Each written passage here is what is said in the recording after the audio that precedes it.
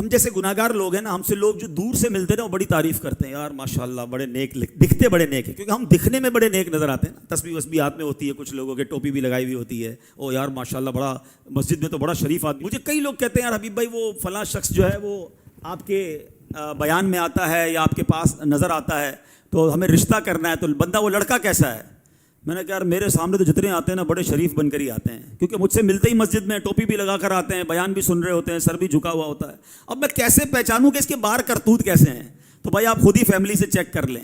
تو ہمارے ساتھ یہی مسئلہ ہے، میں بھی ایسا ہی ہوں کہ ہمیں ہمارے کوئی قریب آئے نا تو اس کو ہماری اصلیت پتہ چلے. دور سے تو سارے اچھے لگتے ہیں، اصل کمال یہ ہے کہ قریب رہنے والا کیا بتا رہا ہے. اللہ کرے کہ ہم بھی ایسے بنے کہ جو ہمارے قریب آئے وہ بھی اللہ والا بن جائے. ہمارے اس کا آسان جواب ہے، ہم سے بعض اوقات باہر محلے والے نمازی وغیرہ دعا کرواتے ہیں. کبھی گھر والوں نے دعا کروائی کہ ماں کہے بیٹا بیٹا دعا کر دینا، بھائی کہے بھائی جان ذرا بیمار ہوں دعا کر دے، یا جس طرح کچھ ہمارے سے ایسے لوگ ہوں گے جن سے باہر والے دم کرواتے ہیں پانی پر. کبھی گھر والوں نے کہا کہ بھائی جان ذرا دم کر دو، ابا جان ذرا دم کر دو. ان کو پتا ہے اس کے دم میں ہی دم نہیں ہے، گھر میں کیا برا حال ہے ان کو پتا ہے نا.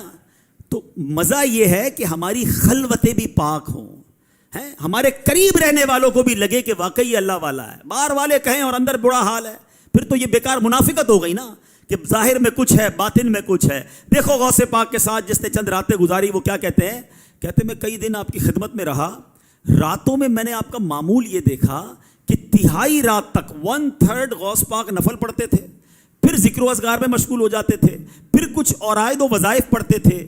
میں نے اپنی آنکھوں سے دیکھا کبھی آپ کا جسم کمزور ہو جاتا، کبھی صحت مند ہو جاتا، کبھی میری نگاہوں سے غائب ہو جاتے، کبھی پھر تھوڑی دیر بعد آ جاتے، قرآن کریم پڑھتے، یہاں تک کہ رات کا دوسرا حصہ بھی گزر جاتا، پھر طویل سجدے کرتے، اپنے چہرے کو زمین پر رکھتے، تہجد عطا فرماتے اور مراقبے میں رہتے، یہاں تک کہ فجر تو ہو جاتی. نہایت عجز و نیاز سے خشوع و خضوع سے دعا مانگتے. اس وقت آپ کو ایسا نور ڈھانپ لیتا کہ آپ نظروں سے غائب ہو جاتے.